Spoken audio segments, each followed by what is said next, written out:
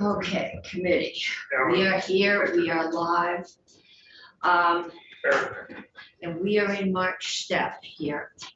I keep being asked what we're gonna do with the bottle bill, and we have not, it's been bumped several times, have not had a chance to go through it, so I can't tell them what we think about it. Those still intact? I don't know. So let's get bumped into it. Yes. Fill the Yes. bottles. Okay. So anyway, Mr. O'Grady, can you walk us through, and does Jill have a copy of this, so it's online? So generally what you need for the review today is the bill has passed the House. Senate has made, Senate Natural Resources Committee is proposing 2 amendments, but they're relatively minor. Okay, so I do need that. Yeah.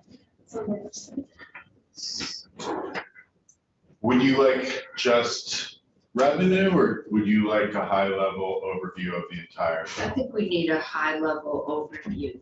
Okay. Okay, my committee, I'm not loading this again, and it did it yesterday. I think it may have something to do with the outage, but I'm gonna have to take that down to Shadi. Well,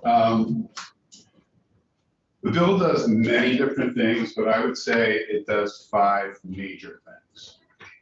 It expands the scope of the bottle bill to include all drinks in liquid form intended for human consumption in containers that are made out of glass, aluminum, other metal, polyethylene terephthalate, PET, and high density polyethylene HDPE. It then puts a 15-cent deposit on vinous beverage bottles, wine bottles. It increases the handling fee that manufacturers pay to redemption centers and retailers by 1 cent, from 4 cents to 5 cents for those beverage containers that are not part of a co-mingling program. It then requires manufacturers, distributors of beverages to participate in a producer responsibility organization to implement a collection plan for beverage containers that provides collection of used beverage containers, redeemable beverage containers for free to the public, with specific requirements about redemption opportunities, education, and basically handling. And then it also includes a provision on the sheets, the abandoned beverage container deposits. I thought we've done the sheets. You have done the sheets. Currently, they are deposited into the Clean Water Fund, but as proposed in this bill, certain amount will go into the Clean Water Fund, and then the remainder would, for a certain period, would waterfall back to the producer responsibility organization to help them with the cost of running the producer responsibility organization for effectively for 5 years. And at the end of that 5 years, a certain amount that goes into the Clean Water Fund, and then a certain amount that goes into the Waste Management Assistance Fund for solid waste management assistance.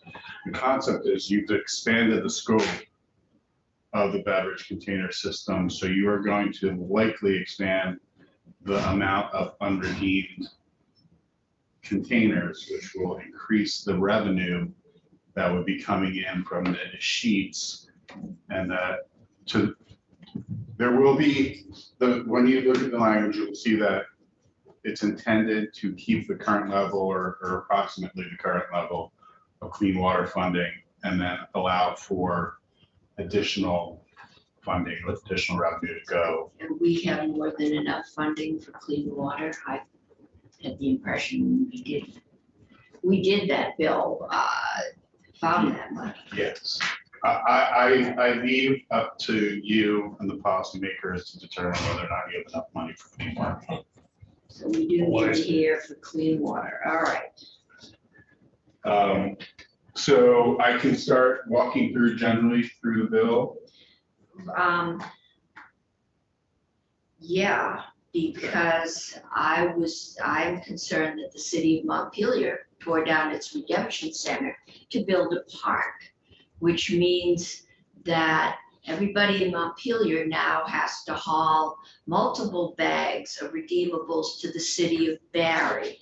And I was told that nothing would happen until, I don't know, there's a population thing that until there is a redemption center here, that nothing would go into effect. So I think, Why don't we walk through? why don't we walk through There are that part, because, convenience yeah, requirements for I've got, redemption, but I think you might have some misinformation. okay, I got that from the chair. That nothing would go into effect until. That every town would have, yeah, I have two concerns. One is that it doesn't negatively impact other recycling efforts. And two, that it's not like the garbage recycling where you have to drive miles to find a farm that might take your garbage. Residuals? Yeah, those. Yeah. Some of us, we used to feed it to pigs in Massachusetts, but we can't do that You can't do anymore. that. No, something about genetics and cross disease, Right. yes. But I grew up with garbage pails in raccoons, but now I have bears, so that's a concern.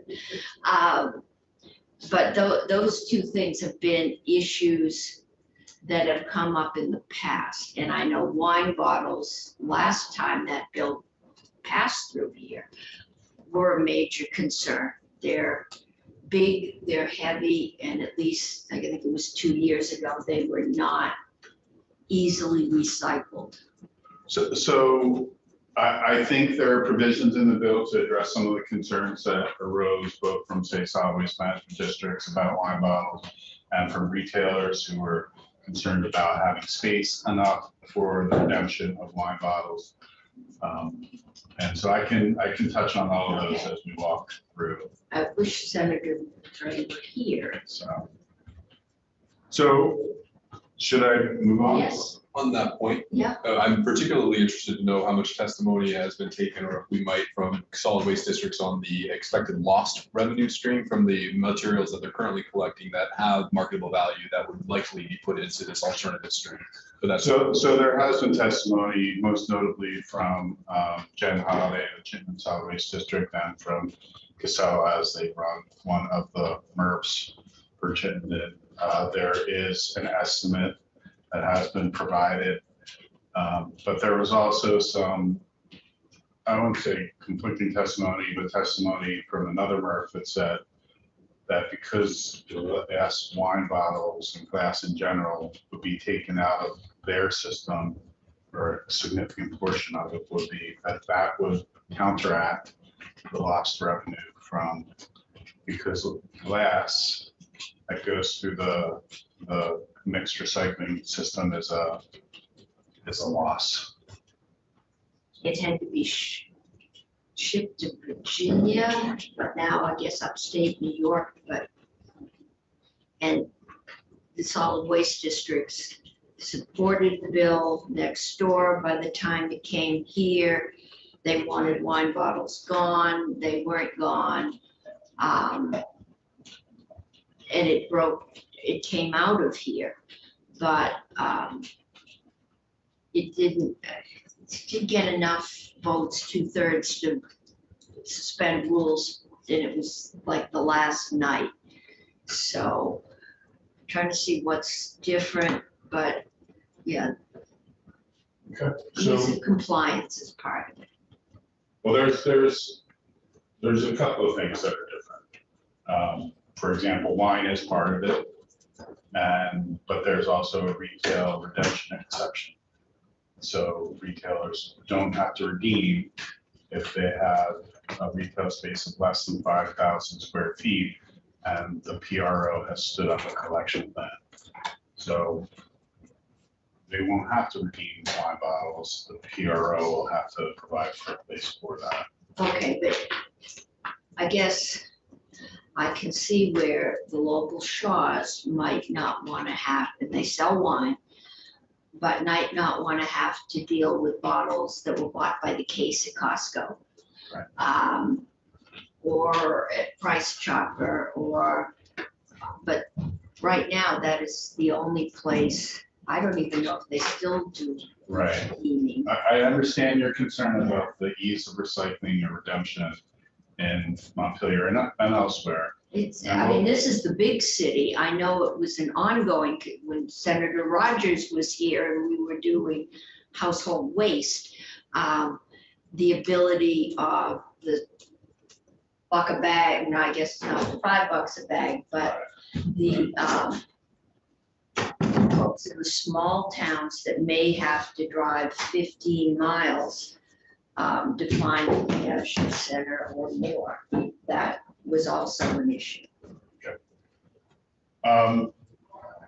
Keep going. So on page 1 of the bill as passed the House, you'll see the definitions of beverage and container are being amended. This is where the scope of the bottle bill changes. Currently, beverage is basically specific types of beverages. It's things like beer or malt beverages or mixed wine drinks or soda water. Now it'll be all drinks in liquid form intended for human consumption, except for milk, dairy products, plant-based beverages, infant formula, meal replacement drinks, or non-alcoholic cider. Now, milk, dairy products, plant-based beverages, infant formula, and meal replacement were accepted because of their nutritional needs for those that are children growing, those that have children that have lactose allergies. Meal replacement is kind of intuitive, infant formula is intuitive. And then non-alcoholic cider was something that was just added on the floor of the House last year, and it's maintained its presence in the bill because of concerns that farmers in the state that sell non-alcoholic cider won't be able to comply with all of these requirements. But we didn't exempt local vineyards. We're gonna get to that in a minute. Then in the definition of container, it's individual and separate bottle, can, or jar composed of glass, aluminum, other metal, polyethylene, terephthalate, high-density polyethylene. It's not gonna be cartons. It's not about your orange juice cartons or your milk cartons. Well, but an awful lot of orange juice comes in plastic That containers. is correct, and they will be subject. Okay. But there You are, should buy wine in a box. that is something that's gonna have to be worked out because sometimes those, the bladder is actually made of a plastic or a HDPE that could theoretically be part of the program. A&R is given some authority in the transition once expansion occurs in order to make decisions on whether or not containers like that are going to be subject to the deposit or not, because there's going to be questions.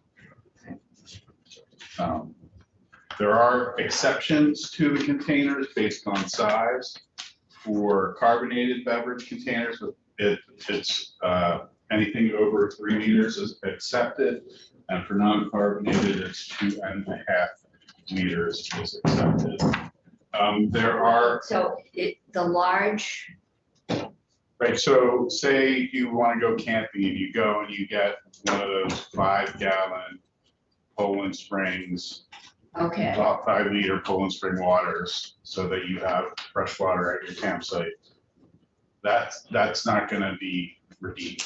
It's not going to be subject to the deposit. it's interesting we got exempted. But bottled water is still in, It bottled, yeah. right? But the larger containers aren't amenable to some of the recycling systems that are being used, reverse vending machines and some of the other systems. So Okay. they're not easy to We'll go through that recycle. little- Right. Okay.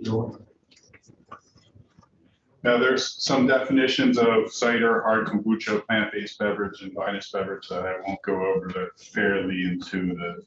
Then on page 3, you come to, at the bottom of page 3, going on to page 4, the actual deposits on the different containers. On most containers, it's 5 cents. On Vinous beverage containers, it's going to be 15 cents. And the existing container deposit for liquor is 15 cents. So liquor is run by DLL. They currently collect the abandoned deposits for liquor containers. They will keep those abandoned deposits. They're not part of the sheets that are currently going into the Clean Water Fund. It's revenue to DLL, and you're gonna leave that alone. So you're supposed, you can't redeem your whiskey bottles, can you? Yes, You can. yeah, I have never heard that. yes, you can. Is there a sign up that says that the state store will take your bottles back? I don't know if there's a sign up. There is no requirement for signage at a retailer to say that they've redeemed. We've just been remarkably quiet on that fact. Okay. Right. Yes. So I may have handled more whiskey bottles than you have, but they've been redeemable. I grew up in Kentucky. They've been redeemable. It's At every place I could take beer or soda, they also take liquor postcard. Okay. Are liquor outlets required to take the liquor bottles back? Any retailers are supposed to take back anything that they sell. Okay. But we're gonna get to some exceptions. Farmers, trappers. I want to note that DLL is going to start reporting what they collect in a tonnage and what their redemption rate is, because that's going to be important to what is called the escalator clause for the deposit later in the bill. So you'll see that there's an exception for alcoholic beverages shipped directly to consumers. They're exempt from the deposit requirements, the labeling requirements, and the sheets requirements. That came from out-of-state vineyards who were saying that they wouldn't be able to comply with really the abandoned beverage container deposit. Okay, but what about our in-state vineyards that can ship direct? So there is language in the Senate Natural Resources Amendment that would accept from redemption those manufacturers that sell directly. I'm not finding mine. So if you sell, all right, directly, so that would be the bottles at the farmer's market, which we just. All right, so here it is, a manufacturer or distributor that sells directly to a consumer from a retail location may refuse to redeem beverage containers at the retail location where the manufacturer or distributor sells beverage containers is less than 5,000 square feet. So if you have a retail location where you are selling your Vermont-made wine to the public, and that retail location is less than 5,000 square feet, you do not need to redeem anything at your store. You still have to maintain the deposit, and you still have to provide any abandoned container deposits that you have. But you will not have to do the actual redemption. There, Okay. All right. Would you like some color commentary? Well, my constituent who's been very active in this cause is on the agenda, which has been moved to tomorrow. I think we'll hear. But we did just double the number of farmers markets permits. And we also allowed a second tasting room in which you can sell bottles. So we have expanded that market in economic development, and we'll see it in the alcohol bill, which I think we may be taking up next. This was responsive to your constituents, Yes. others who were saying, look, I'm not really set up to be handling bottles back and forth. So we said, okay. So what do they do with the bottles when they get them? I mean, when the past bills, you can't reuse them, I've been told, because you can't get them sanitary enough. So we've got all these small breweries picking up their bottles. What way do they do it? Well, so in the case of wineries, we're just saying that Yeah, because they didn't want to have to handle right, dirty, bottles, whatever, that they could count on the PRO that's established to do all their handling of all their bottles. They didn't have to get sent for that. So they can sell. are they going to, They're participating in the system, they're still a deposit, they just don't have an obligation. No, what- to redeem. yeah, but what are they paying? I have, where's my agenda? Yes, the yield bill is gonna come out today, probably alcoholic beverages and probably cannabis. At least that's my intention. Driver's license suspensions, I'm not sure about, but that's not a bill, that's an amendment, so. Issue, but that's my intent. Okay, The last thing is, some small wineries thought they were gonna have an obligation to literally drive around and pick up bottles. And that was the testimony last year. and the design is for them to be able to be part of the PRO. The PRO will do the handling of all the bottles. Okay. Their participation will be, for the most part, putting a deposit on it, emitting its cheats. They're not gonna have to pay $5,000 for it. How much it costs to participate in the PRO will get developed by the PRO. Okay, so that's an unknown financial. But that'd be one type of bottle amongst millions. So there's gonna be some economies of scale, I suppose, that will. So How will you be helpful? Pepsi and Coke are gonna be in the same PRO? Yes. Okay. Okay. They already have that, don't they? Or pretty much. They have Mingle. the co-mingling. Yeah. Okay, keep going. So I'm going to skip over some provisions on page 6. You will see that at the bottom of that page, a retailer may refuse to redeem beverage containers if the stewardship plan that meets the requirements for a plan has been implemented by the PRO in the state and the retailer's building is less than 5,000 square feet. So they do not have to redeem. And then you get to the labeling requirements currently. The label is supposed to include VT and the amount of the refund. And for metal containers, the refund value is supposed to go on the top of the container. What you're doing here is you're saying for metal containers, it doesn't need to go on top of the container. It needs to go somewhere that's visible and approved by A&R. And then you're allowing, and instead of it saying VT 5 cents, it has to say VT 5 cents, or it could say VT refund value or VT RV. And that's because if the deposit changes and you already have a container that's in commerce and the deposit is then different, it's technically illegal to sell that container with. Even though you may have 2,000 in your warehouse. Right. And so the state has actually had this issue. When you went from ready to drink spirit beverages being managed as liquor, they had a 15-cent deposit on them. But then you said they were no longer to be considered liquor, and they would have a 5-cent deposit on them.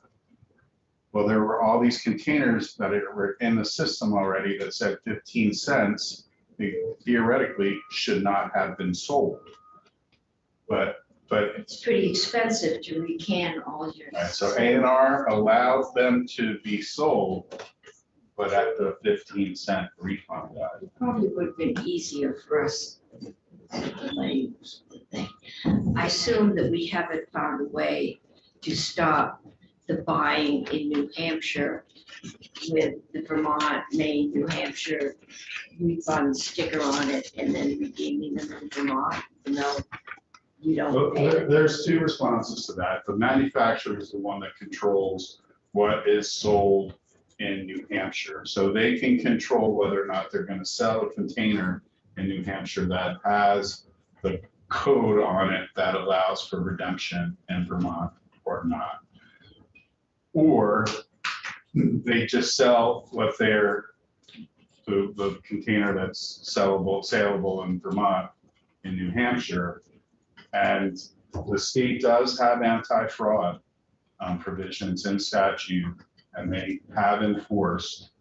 But there is gonna be some, The testimony is. Okay, we've got liquor lining up, so we're gonna have to go through this. This is just our first walkthrough. I won't ask any more questions. okay. On page 8, you'll see that every container is gonna be required to have a UPC code and a barcode. That's gonna allow for easy scanning, which will allow for the PRO to easily assign cost within the system. Then let's go, skipping ahead. And if the PRO were worried about fraud, they could have a Vermont unique. I need to talk to you about nothing's going to happen until Montpelier has a redemption center. As a matter of fact, it's in the bill. Not quite like that, but on page 9, going on to page 10, there's a requirement that the manufacturer participate in a producer responsibility organization. No manufacturer, distributor shall sell or distribute a beverage container in the state without participating in the secretary-approved PRO. And then on or before January 1, they apply to the secretary to form the PRO. And then after approval, they maintain a website that lists all of their products, lists all of their brands, lists all of their manufacturers. And if they fail to implement it, the secretary may dissolve the PRO. And if they fail to submit an appropriate plan or fail to just try to be a PRO, then ANR can submit its own plan and then charge the manufacturers the cost of that plus the 10% plus a big on top of that. You've totally lost me. What is a PRO? Producer responsibility organization. I thought they picked up the bottles from the redemption center. They will, Big truck that goes around, and takes all the bottles away. right, currently TOMRA. And that's for those beverage containers and manufacturers that are currently subject to the deposit. Right. But this is gonna be an expanded version of TOMRA. It's gonna be Yes. we're gonna call the producer responsibility organization. It's a common term for extended producer responsibility. And it will be all manufacturers of all beverages that are intended for human consumption and that are in glass, metal, HDPE Yeah, or I got that PET. much. So it's gonna be bigger than the current scope of Much TOMRA. They would hire Tomra, right? Tomra wouldn't become the PRO. What is Tom? It could become, well, you're right. I mean, they'll likely form a nonprofit corporation to run the PRO. And the PRO will either take on the responsibility, that nonprofit will either take on the responsibility of hiring their own staff to do it and or hiring out a consultant to do it.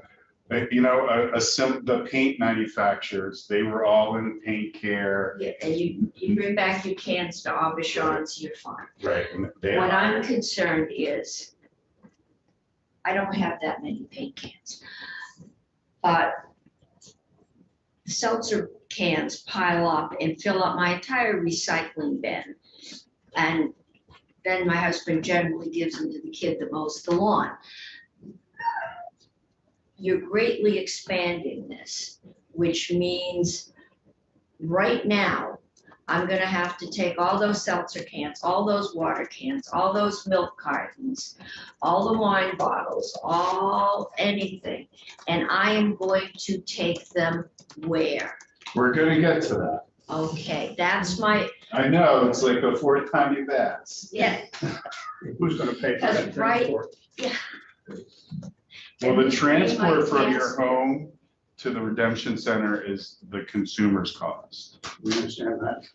And then the transport from the redemption center to its final disposition is going to be the cost of the producer responsibility organization. And my thing is, if you don't make it relatively convenient for people to comply, if I have to stand in line for an hour on Saturday morning, that bag full of bottles is fairly likely, along with tires, until we made it easier to return, get thrown over the bank somewhere. So, Why don't we just go to Let's the go plan big, requirements? yes. Why don't we just go to the convenience requirements? They're on page 12, it's section 1532.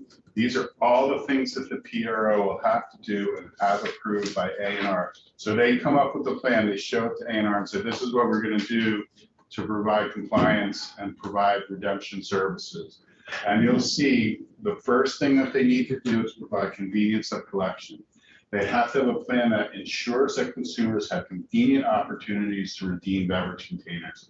The plan shall take reasonable efforts to site points of redemption equitably across all regions of the state to allow for convenient and reasonable access of all Vermonters to redemption opportunities. The plan shall document how redemption services will be available to consumers as follows. At least 3 points of redemption per county that provide an immediate return of a deposit to a consumer unless the secretary waives that requirement. At least 1 point of redemption per municipality with a population of 7,000 or more persons that provides an immediate return of a deposit to a consumer. And then how sites of redemption are or will be cited in areas with high population density that are located in centers that are designated centers. So I don't know Montclair's population. It's 8,000, we've lost about 300 people. So it's about 8,100. So you will have a redemption center that will be required to be located in Montpelier. Yes, that's nice. And the PRO is going to have to, They're going to have to provide those services that provide an immediate return of a deposit to the consumer. so they're going to have a building? Or are we going to tell Shaw's that has limited space that they are going to have to redeem? Shaw's is not a redemption center. Shaw's is a No, it's retail. And so they're going to have to develop a redemption center. There are opportunities other than a building per se for redemption. Walk a bag on Saturday morning. There are remote opportunities like that, yes. There's also equipment that can be purchased by PRO, I should say, that could be run out of a parking lot. So there are options that are available. That's 3 per county, correct? That's correct. Or 1 in a municipality. No, it's 3 per county, Or and one of those 3 Yeah. could be the mandated one in a municipality of Of 7,000. so that means in Franklin County, I have no municipality that has 7,000 people. And in a county of 692 square miles, we're required to have 3 redemption centers. But it's also supposed to address how redemption will be provided in those areas of higher density population, such as your designated areas. So St. Albans, that has a fairly high density city of St. Albans. A population of 6,940. Right. But the PRO still has to address how they're going to provide redemption in those areas. Where does it say that? It says that on page 13, lines 10 through 12. Line 13, page 13. Page 13, lines 10 through 12.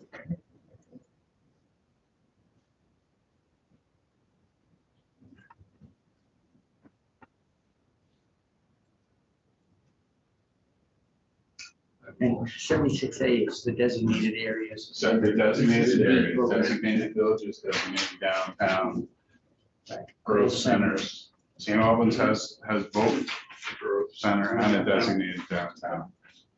Should I move on? Move on, because we are way behind, okay. So on page 13, the plan also has to describe how all locations that redeem beverage containers are fairly compensated for their participation in the collection program. So basically, the PRO is going to have to pay for some of the services that redemption centers provide. There has to be education to consumers on page 14. They have to consult with stakeholders. They report to the secretary not less than annually. They report who's all participating. They report the location of material that was recycled and what it was done with. What was done with it. I'm trying to quickly. Then you can go to page 16. There's an audit beginning March 1, 2030, and every 5 years, the PRO conducts an independent third party of the operation of the plant. And then there's a fiscal audit every year conducted by that independent third party to look at the fiscal analysis of the PRO, its expenditures, including the amount of unclaimed deposits. Beverage container redemption goal. This is basically what's called the escalator section. So there are goals set for redemption of beverage containers beginning July 1, 2026 is 75, 2030 it's 80%, 2035 it's 85, 2040 it's 95%. Remember how I told you DLL was reporting what they were collecting in their redemption rate? Well, A&R is going to also report the collection and redemption rate for Vinous Beverages and all other containers. And then beginning January 1, 2028, if A&R determines that the redemption rate goal for any of those categories, Vinous Beverages, liquor, or all others, is not met by one of those goal dates in 2 consecutive years, then the beverage container deposit for that category goes up by 5 cents. But it can only go up by 5 cents. So Vinous Beverages can only go from 15 to 20, liquor can only go from 15 to 20, and all others can only go from 5 to 10. It's not like every 2 years it goes up 5 cents. It just goes up 5 cents one time. And then the manufacturers basically have a year to comply with that increased deposit before they assess the relevant deposit. Then there's rulemaking, there's an antitrust clause, which is pretty much in every EPR program. Then you get to section 2, which is on page 19. This is how the escheats move. And so currently all of the escheats are required to be remitted to the Commissioner of Taxes for deposit in the Clean Water Fund. Section 2 says the Commissioner of Taxes shall deposit the first 3 million of the escheats into the Clean Water Fund and then return all excess of 3 million to the PRO, so for their implementation of the collection plan. And then when the beverage container system expands, 4 million goes into the Clean Water Fund, and then anything over 4 million goes to the PRO. But then 5 years later, the PRO no longer gets to get any of the escheats, and 50% or 4 million, whichever is greater, goes into the Clean Water Fund, and the remainder goes into the Solid Waste Management Assistance account in the Waste Management Assistance Fund. So that's how the escheats move. We have solid waste management. Solid Waste Management Assistance Fund has 3 accounts in it. One's the hazardous waste management account, one's the solid waste management account, and one is the electronic waste account. Anything that could be used because the market has changed, but when this bill first came up a number of years ago, the solid waste districts opposed it because they were relying on that, the money they were getting to recycle plastics to cover the cost of cardboard. That market could change again. Is there any fund out there, assistance fund, to help so that we don't end up with the nationally kind of reported, fields full of stacked cardboard that can't be, or plastic or anything else? Sure, so the solid waste management assistance account, Yeah, a specified percentage of that goes to the solid waste management entities each year. So you are putting more money into that account than is currently in that account in 5 years from now, that they will get to run their solid waste management facility activities. They might lose some revenue from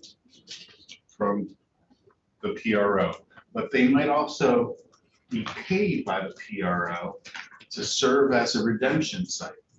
And they may actually make money serving as the redemption site for the PRO, especially if glass is a cost that they no longer need to manage in their under their solid waste management.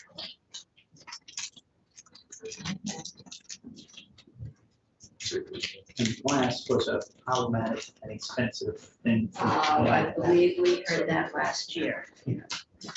So I have a timeline for you all, Okay. to like step you through everything. I don't know if you want me to go through it right now. I think this gives us an idea.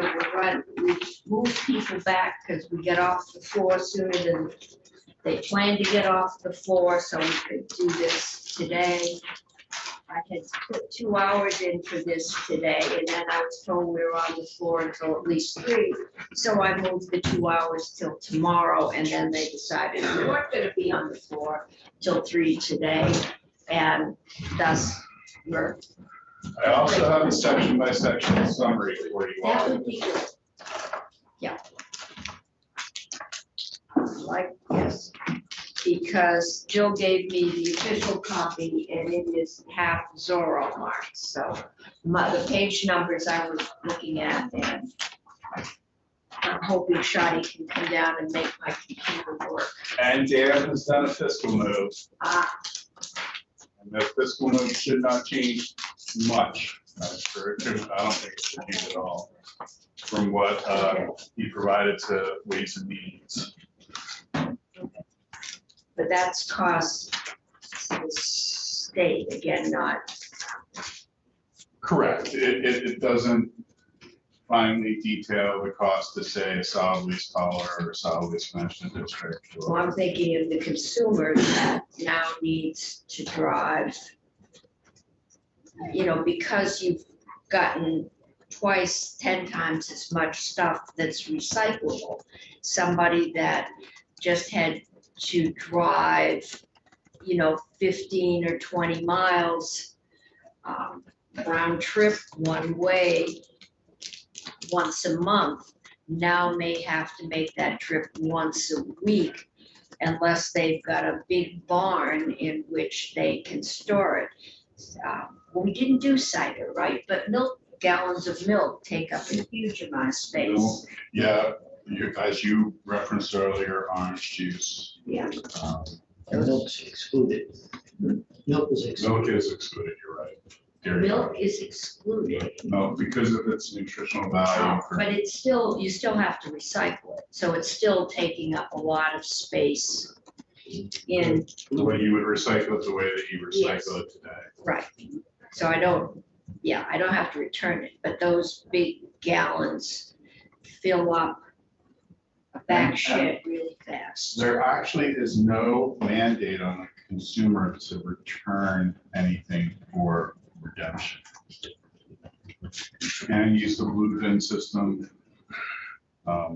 Right, but it comes at a. but you are paying extra, and the theory is that 15 or 10 or 5 cents, whatever we're at, is a motivation to bring it back.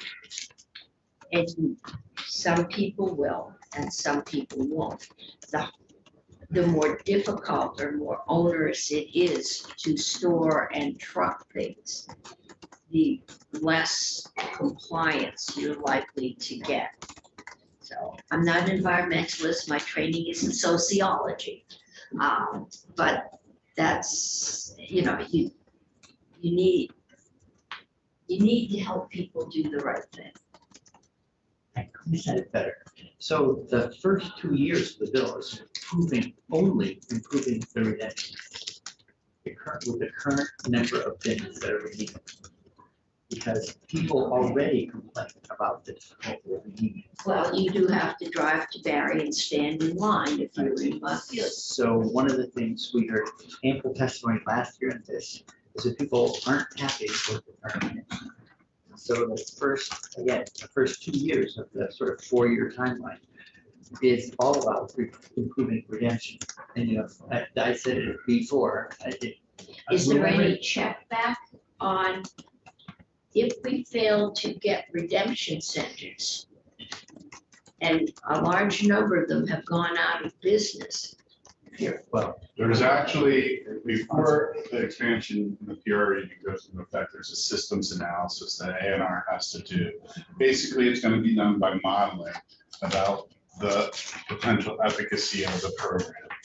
And so you get a report back on that, and then the PRO has to report back every year on its success, including an annual audit done by an independent third party of the financial aspects of the plan. So you're going to be getting a lot of information regarding, first, its theoretical success under the systems analysis, and then second, its actual success plus an audit of its financial costs. Okay, so all of that will be there before. First, the systems analysis is the only thing that goes in before the plan. Chair, I know we'll be out of time, but if I could just echo the concern you raised, it's one of my biggest hesitations of many for this bill, which is that this is very regressive in its time, storage, and travel and transportation costs. For those that these 15 cents mean the most, I represent a district with high density urban housing, and to store these bottles and queue them up and then to spend your Saturday mornings lugging them to a redemption center and increasing the amount that they would have to do so in order to get $3, $4, or $5 while using that time, I just don't think is not progressive. And so that's one of my major hesitations among others for this bill. Okay, so we're gonna work on it.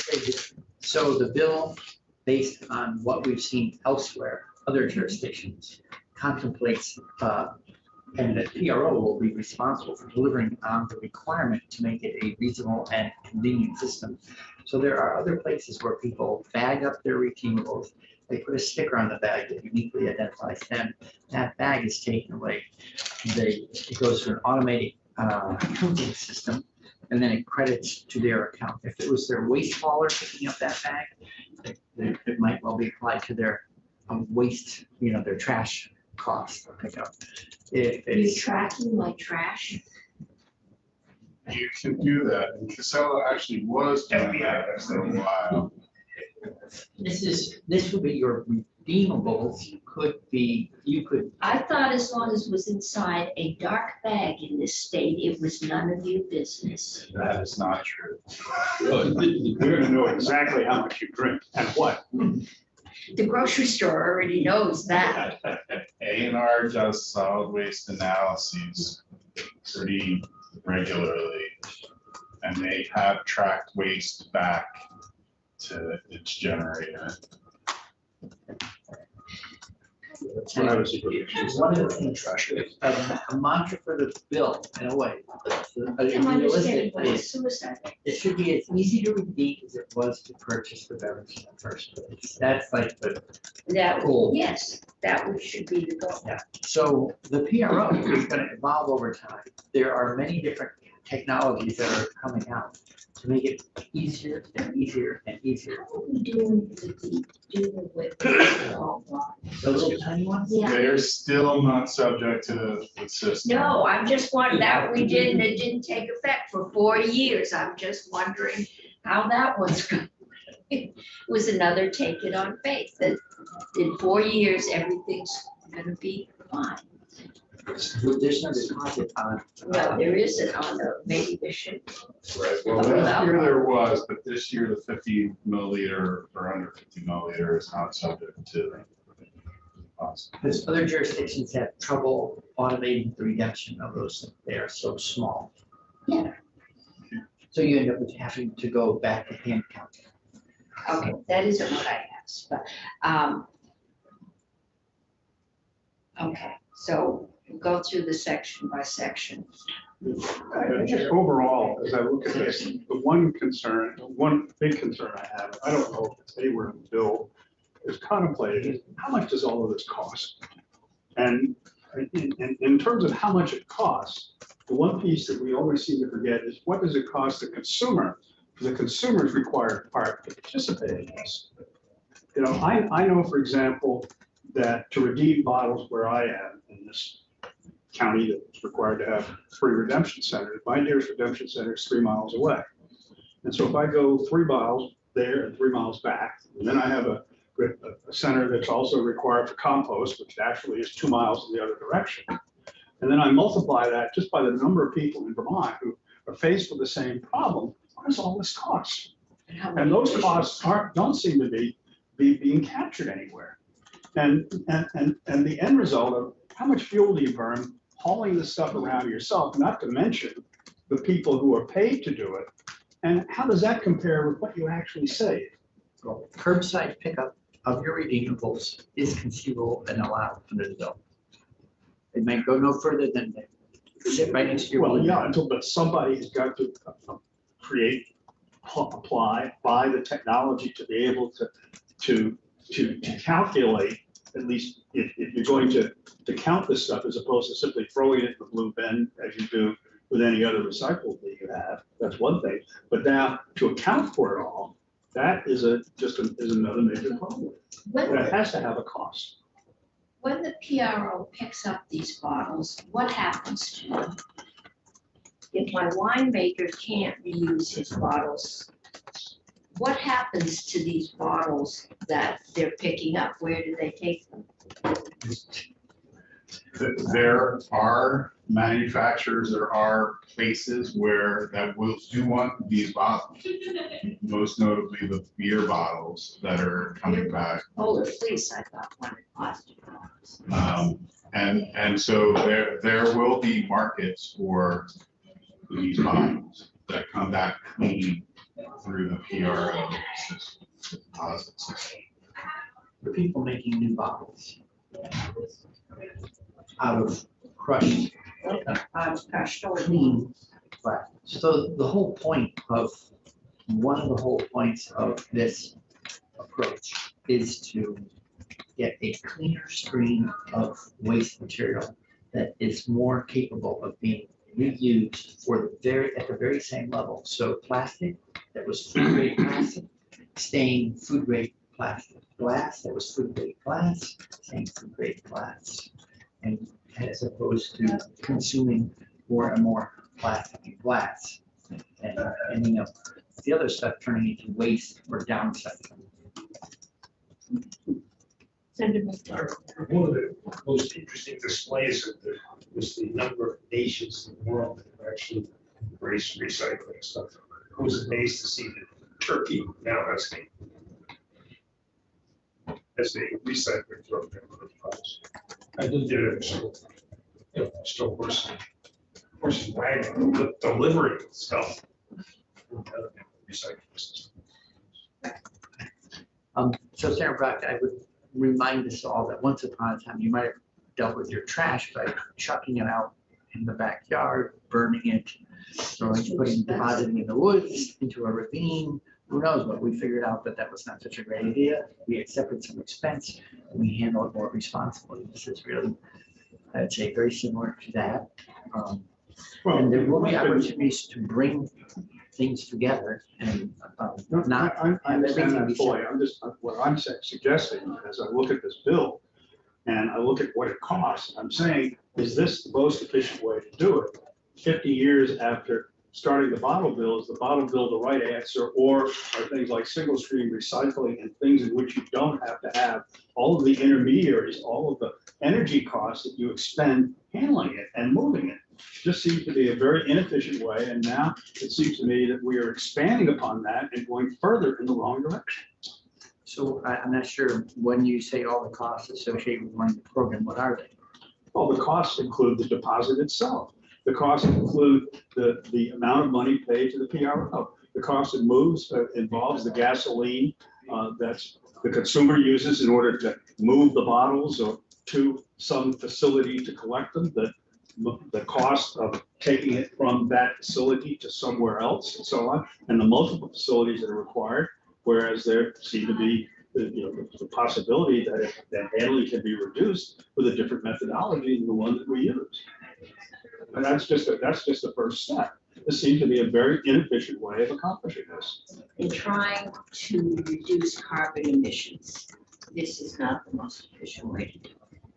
I mean, rather than have a truck come down my street and pick stuff up, I've got, I don't know how many are there, I'm 24, there's probably 50 houses on my street, all of whom are going to be making the 50-mile round trip to Barry, maybe 2 or 3 times a week, because the folks on the other end of the street don't have a basement in which to pile up. The built-in inefficiency. And the question is, are we thinking ahead about how we ultimately move away from the bottle bill, or what seems as though here we're doubling down and we're adding to it? We're definitely, In order to create a cleaner, higher value stream of recyclable materials. Well, that's the other question. We're saying a cleaner and so on. Cleaner, we are not capturing a lot of the costs that we are expending, including a lot of the energy costs that we're expending into the atmosphere just by the movement of all of these items back and forth, Well, and by the multiple handling.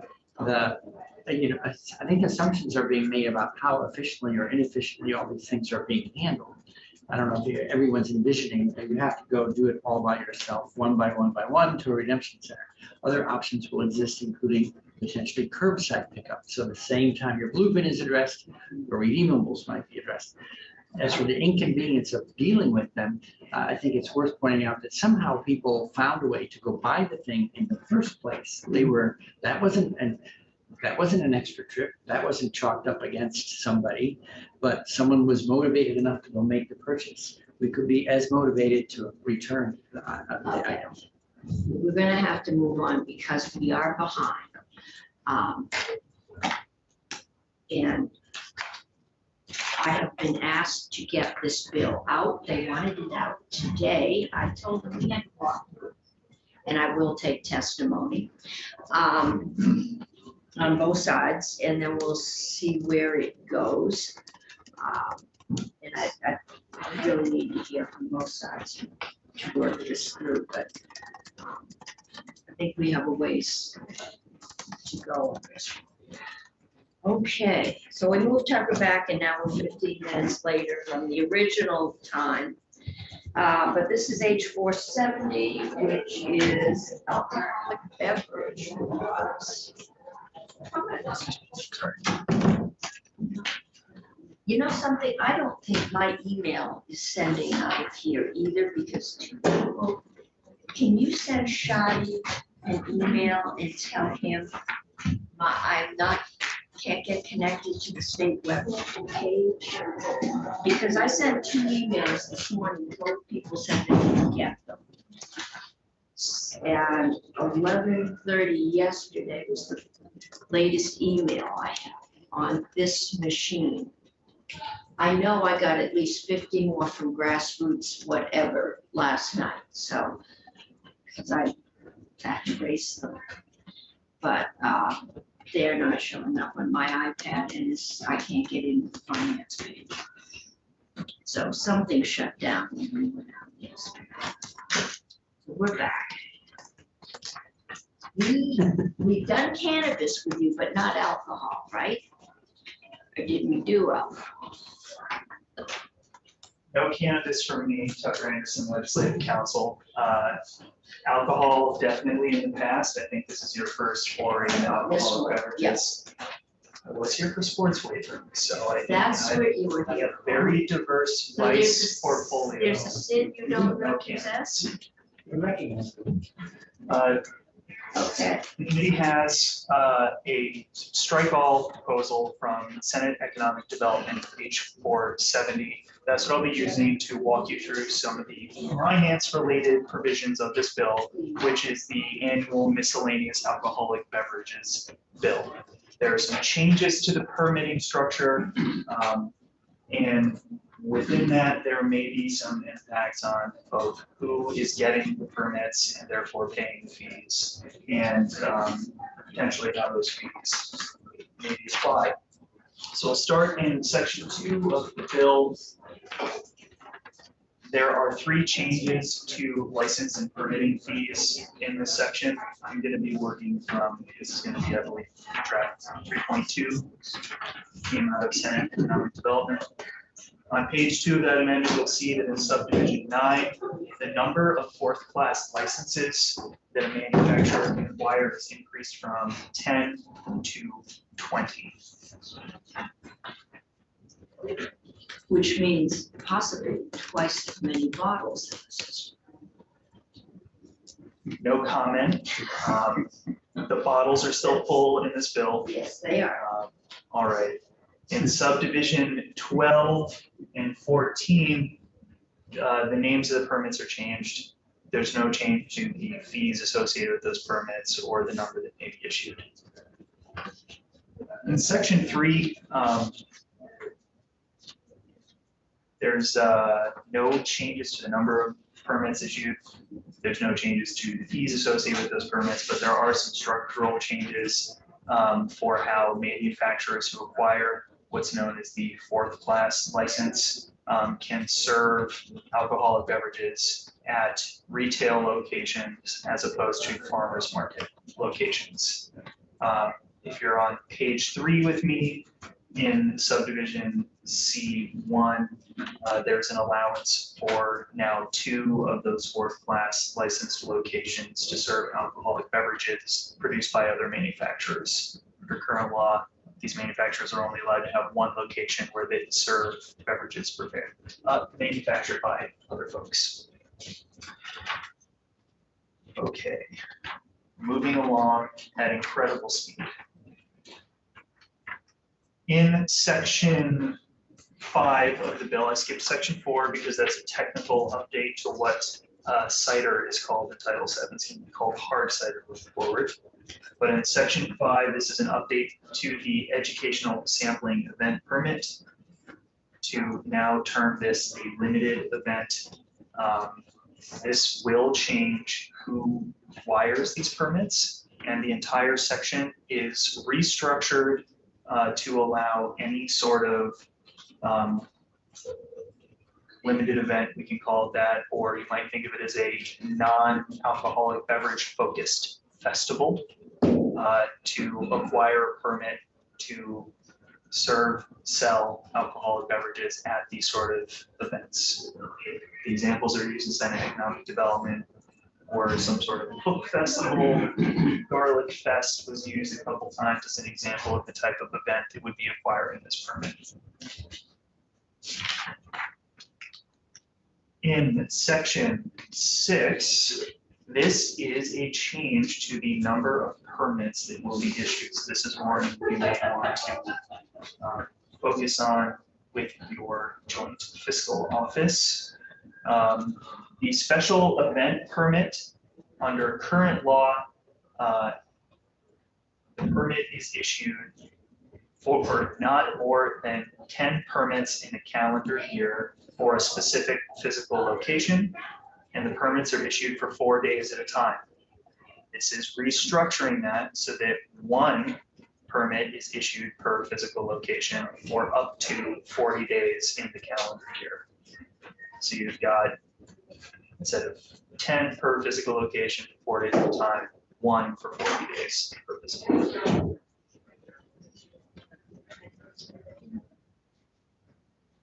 Section 7, updating the festival permit statute. No changes to the number that may be issued, but potentially a change to the number of persons who would be requiring this specific permit. If you go to page 8, there's an amendment in subsection B that states that the events that are required to be permitted under the section are those that have more than 5 sampling outlets and the expected event attendance is greater than 50 patrons. The previous standard was just that the focus of the event was serving alcoholic beverages. So this may be a change in the population of people who are going to be acquiring this specific permit, and that may impact the amount of permit revenue that the state / or their auditor takes in. The final part that I will point out for you, that is the final part that I will point out for you. Don't have a fiscal note on this, do you?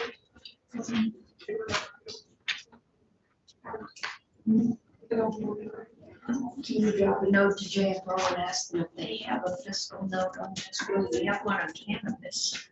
But I haven't. I do not believe you have a fiscal note on this. Senate Economic Development, at least to my knowledge, didn't request one at the time that this was put together.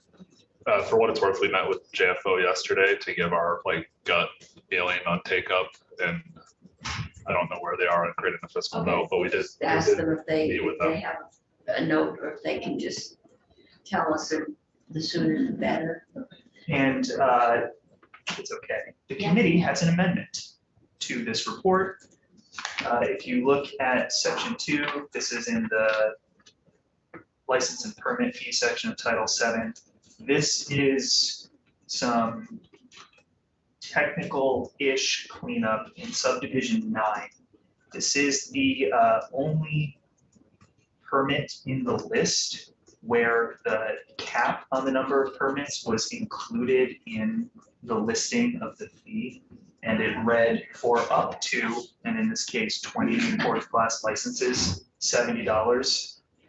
And this led to some potential confusion about whether the $70 was paid for up to the 20 fourth class licenses or whether it was for each. It has always been applied as $70 per permit. Yes. So this amendment would just get rid of the up to language and instead say for each license, $70. And that came to us from the commissioner, right? Via whatever member of Senate Economic recommended it. Anyway, it was one of those technical things that in the final reading, so this committee is being asked to do that. And I told Tucker to go ahead and type it up. And I think Jill emailed it to you or something. And when we vote this, we will vote with the amendment. Any questions at this point? Okay, as soon as we get the fiscal note, I'm gonna put this up for a vote. I'm hoping that's Friday, maybe tomorrow. We can find a few minutes to do that. And then we will see where we go. Oh. Okay, so that, if there are no questions, okay, we're gonna go on to the homestead yield and non-homestead property tax rates. Are Julia and Abby coming? I can probably have them. Okay. We've been over this several times. Yeah. It's pretty benign. Only we put in what it's 2 minutes, 3 minutes. Okay. Well, I got McDonald back, so you can go out. All right, so we'll see if that.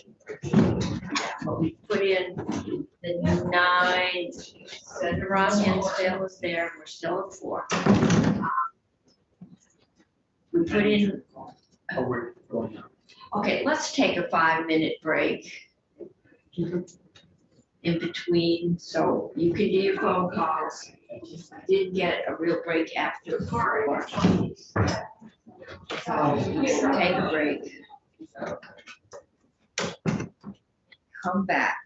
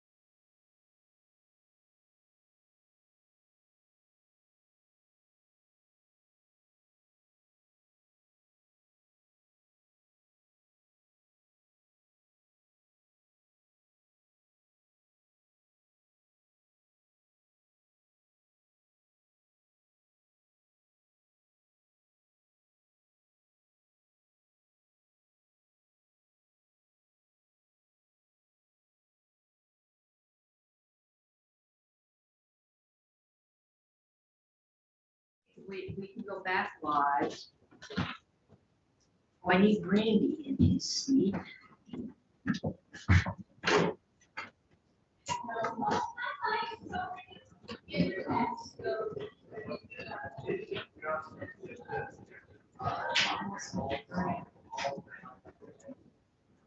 Oh, this is in words. The yield bill, we've been just seeing it in numbers. Now it's in words. Would you like me to share the actual language on my screen, Madam Chair? Do you want me to project the language or just explain it? I think there are more words than what is actually being done. We have, yeah, Language we is a lot. changed the yield, we probably changed some of the numbers. Don't see anybody. We can't find anybody. Senator Rob Hinsdale there? Keisha, are you with us? Yes, okay, we got 4 members. You still need Randy? If you want to count Mira as 5 members, then you have. He's a keeper. Kind of. Oh, that's cute. Okay, so committee, Abby, I think it's yours. This puts into words what we did, and actually, we didn't do much to this bill. There's Brandy. Okay. It's actually 1 page. I mean, the sign-up sheet is on the 2nd page, so that's correct. For the record, Abby Shepherd, Office of Legislative Counsel. Madam Chair, would you like me to project the 1-page amendment on the screen, or are you, okay? Then everyone Just log and Zoom. So the amendment that is before you is the same as what we discussed last week. And it is a lot of words. It's mainly the amendment language that you see. The actual changes to the bill are very limited. It strikes out and replaces the yields, and it strikes out and replaces the non-homestead rate. So those are the 3 numbers that you see in the bill.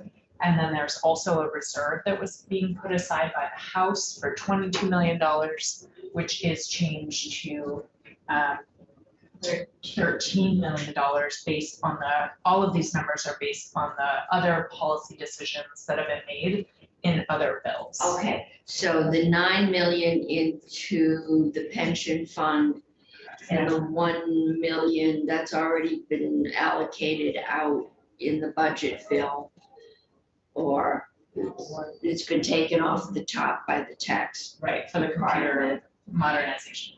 It's just showing up, but the reason there are the changes in the yield and the others is because those amounts were not reflected in the House bill. And then we just decreased the reserve. And the school mills, I believe, is also been accounted for. But that's coming out of here too, right? The 20. Julia Victor, JFO, the 29 million for school meals, which was just voted out of Senate appropriations. That bill includes the appropriation for 29 million, so it's been included in the modeling, but this bill does not need to include the appropriation. Last year it came out of the ed fund. Yeah, so it is still coming So out. the universal meals is still coming out of the ed fund with an appropriation of $29 million, but the appropriation itself is not included in the It's not yield in bill, here. it's Okay. included in H165. But these yields assume the 29 million flowing out of the ed fund. When we did it last year, we assumed that that was going to be an ongoing expense, not a one-time. Hoped it would be a little lower, but it's hanging in there. It may go down as we identify more kids or federal money comes in, but.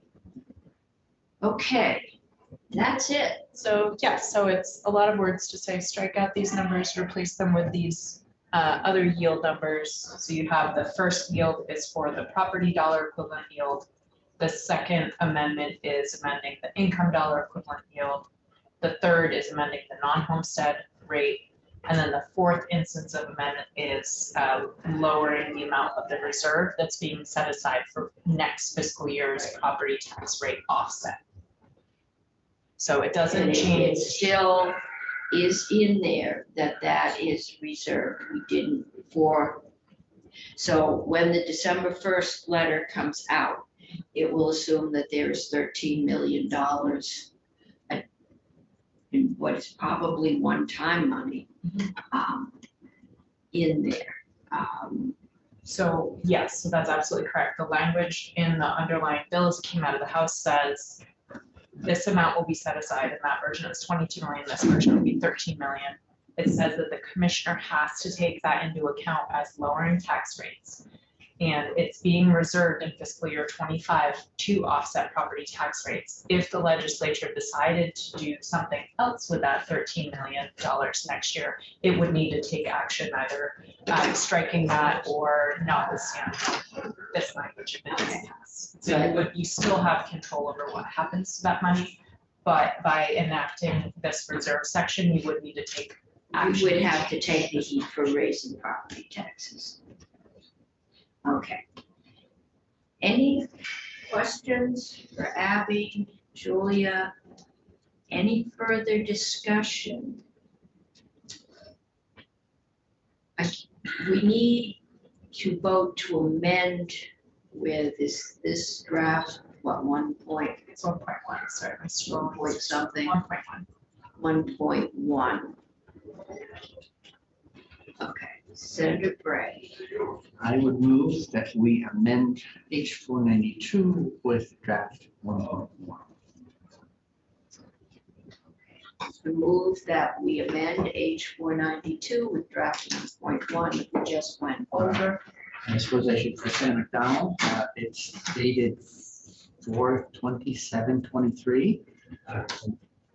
I'm sorry, say it again, please. 4/27/23.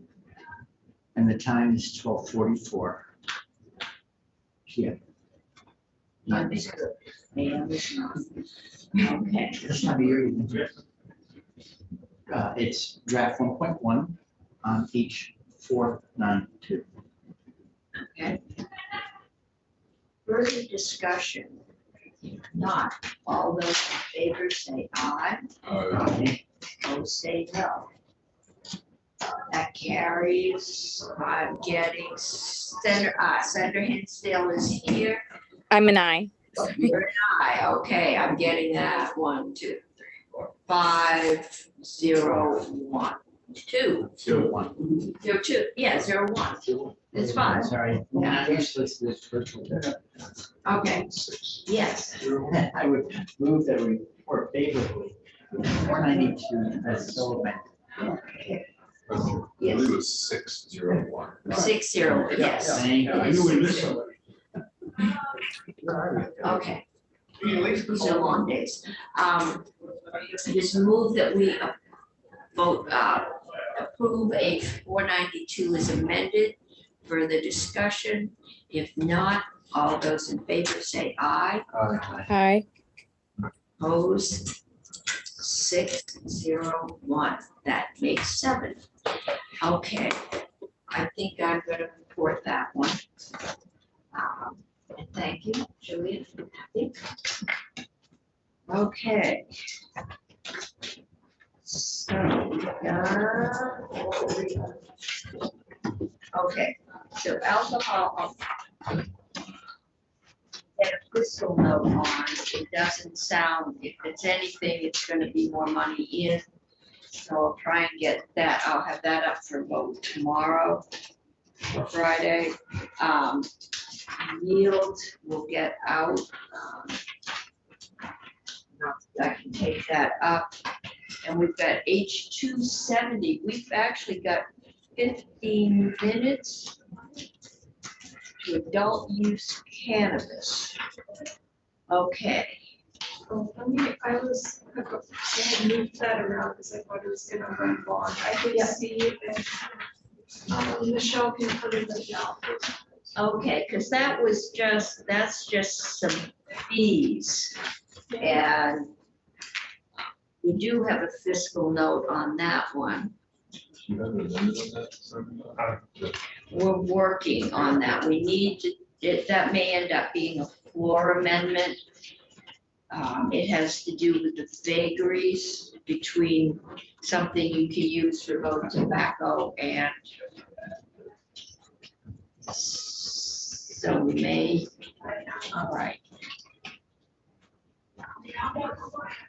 Okay, that's right. We're gonna lose from the patient caregiver, they think 35,000, but we're gonna make 50,000.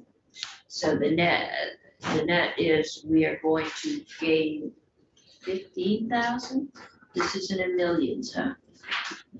Okay, in new revenue. Anybody have any questions on this one? That's where we are. We are saying, except for chronic pain, but for chronic conditions like ALS, you don't have to go back every year and pay a fee, you and your caregiver, if your caregiver is picking up or growing cannabis for your medical use, that you only have to do that once every 3 years. That included PTSD. I guess PTSD, you just don't have to be under the care of a psychologist. And chronic pain, you still have to go back every year. So that was the 35,000. And then we put in a new category of propagators and put in a fee for that, which totaled, they think, 50,000. And this is like a cannabis nursery where you would grow little bitty cannabises and sell them to people to grow them into great big cannabises. That's what you do. Yeah. Okay, Sprouts. Starts. You're not having a finance amendment to this, right? But I, just for its worth, Senator Bray, I completely support where you were going with getting rid of the $50 registration fee for medical marijuana. I mean, it's a bigger conversation than, well, it is a money conversation, but I wouldn't want to overplay our hand and just say, we don't want such a thing. But I wish that, I hope the system can evolve to eliminate that, because we just don't charge you $50 to go to the pharmacy either. the question, was technically it isn't a pharmaceutical, and it isn't.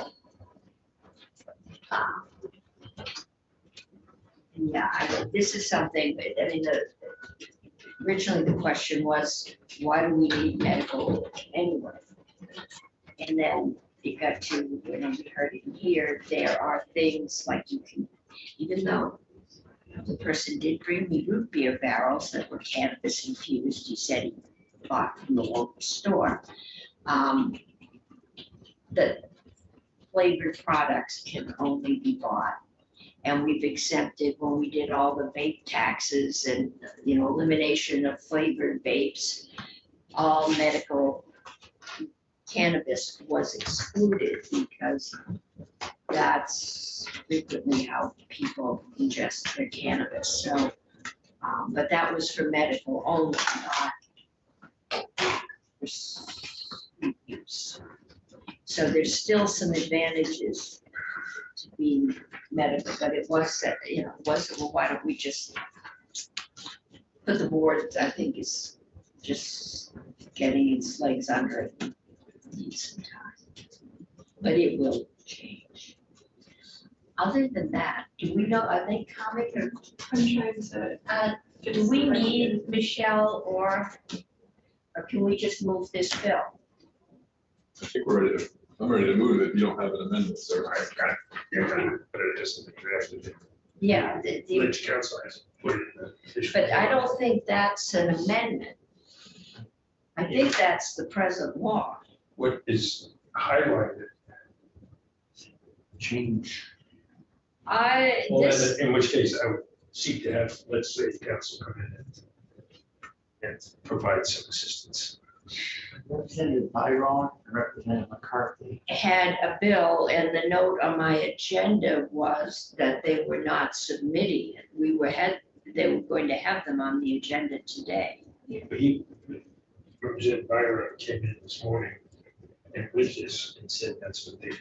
Yes, This so morning they were apparently recommending- he has communicated with Yeah, Jill. after that, he said, I've been speaking with James Pepper and interested parties since we last emailed. There seems to be clear understanding to the current language. I see no reason for me to join the committee at 4:30. There's no reason to. Right. He doesn't see, In other words, withdrawing this proposal.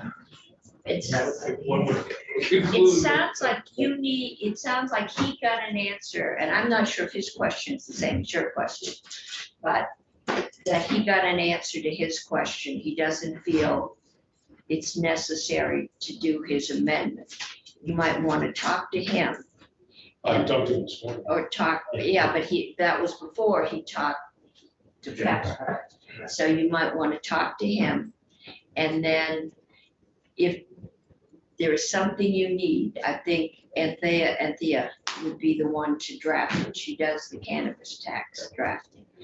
And if we like it, we can say, yes, it's a good thing. It would probably go to economic development if it's not just, if it's just tax. Just definitions. Yeah, well, that's what we did. We made it clear that things used to Yeah, I talked to smoke, Carmen about that. yes, smoke cannabis are not considered tobacco, whatever we call them, things that help you smoke tobacco, that they paid, I thought the cannabis, not the tobacco, but you don't pay both taxes.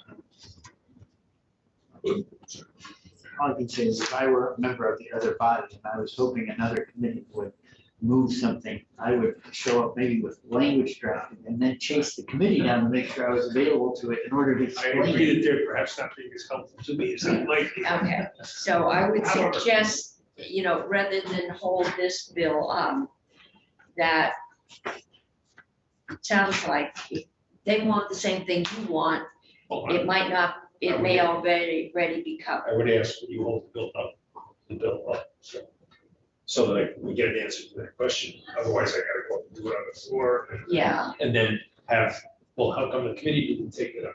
So, Can we call that just to see if these are out? no, I think we need to hear from Pepper. That's just the legislature. Okay, I will hold it tomorrow or Yes. Friday. Will you see if Even more we can James. have James Pepper, or Bryn come in and, the issue is taxation of articles used to inhale cannabis. Right, and, we could ask Anthea, and if I were you, I would reach out to Anthea. Okay, then we will pass You need a over quorum. that one. No, I have a form, but you could email her.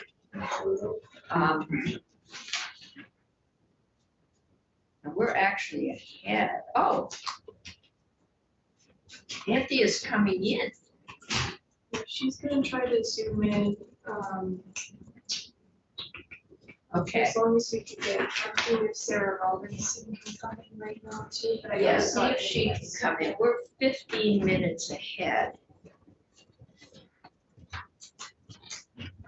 Yeah, if we could, if Anthea is free, maybe we could have her talk about this tobacco tax. She's coming anyway. Because we've got a couple of big bills that leadership doesn't, I don't know.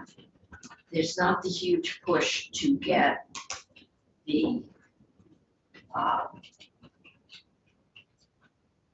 appraisal bill out that there is to get the bottle bill out.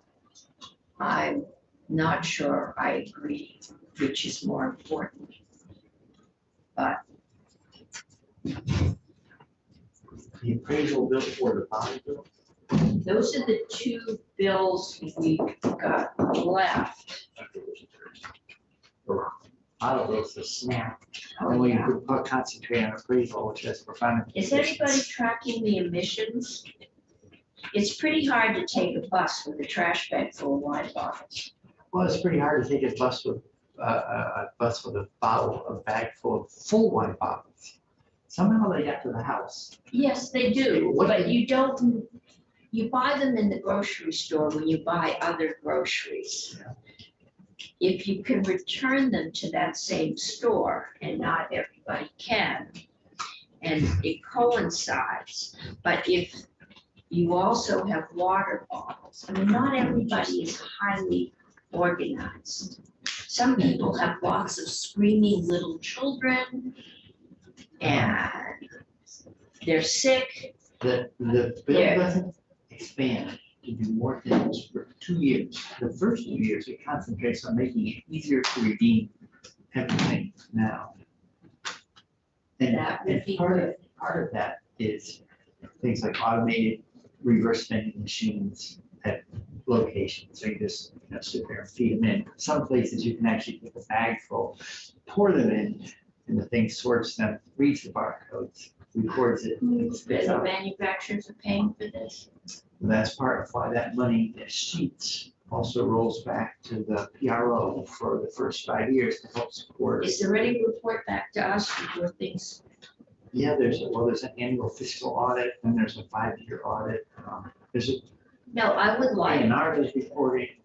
I want to make sure that the redemption facilities are in place before we, quadruple the number of bottles that have to go.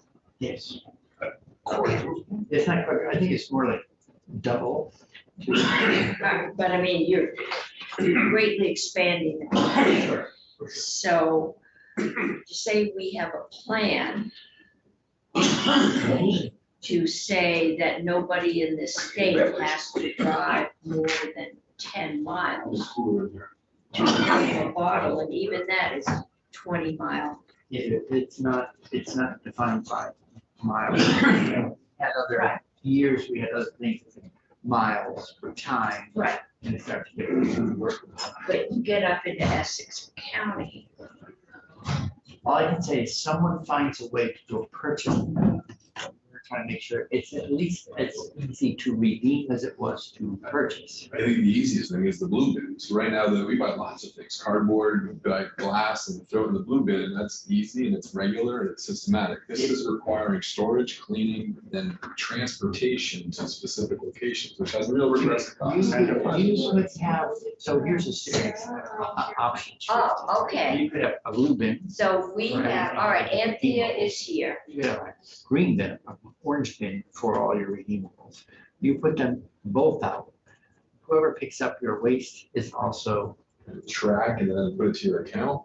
yeah, they do this elsewhere. Okay, this We are, makes sense. We're going on to the next bill. we're running, We're going on to the next bill. We need, yeah, I got more points. We should have. And it isn't even If a it spins on my bill lawn, that would work. we have. I don't know, bottles We like just that. don't need it. Let's do this for batteries and electronics. That's what we need to motivate people to separate from our waste stream. Not every, I'm refrain. You're a very unruly committee, Madam Chair. This seems like we had some downtime. this is not even a bill that we have. This is the age 53. It came to us once because it had the suspended driver's license. It came back to judiciary with the proposal to, is it 50 to 80 or 60 to 80? 60 to 80. So $20 increase or 1/3 increase in the marriage license fee. And Sarah Robinson is here. It is for the Vermont Network Against Domestic and Sexual Violence. Sarah, I will tell you straight out, my reservation, I chaired this committee when we put the original fee on marriage licenses. Put fees on traffic tickets, I think for you and for a variety of other organizations, all good organizations, and we ended up with the consequence that people couldn't pay their traffic fees, and we had 70,000 Vermonters driving with their license suspended. I don't want to recreate that scenario. And I, you know, this is late in the game, this bill needs to go. This thing kind of came from out of the blue, and just wondering why it's here, what's happening with, well, this is the finance committee. I've been on judiciary, I've got a pretty good idea what you do, but why don't you tell us what you do and what the problem is you're trying to solve? Thank you. Thank you so much for having me. For the record, Sarah Robinson, I'm the Deputy Director at the Vermont Network Against Domestic and Sexual Violence. And so what this is about is the Domestic and Sexual Violence Special Fund. So that special fund was established in 2008.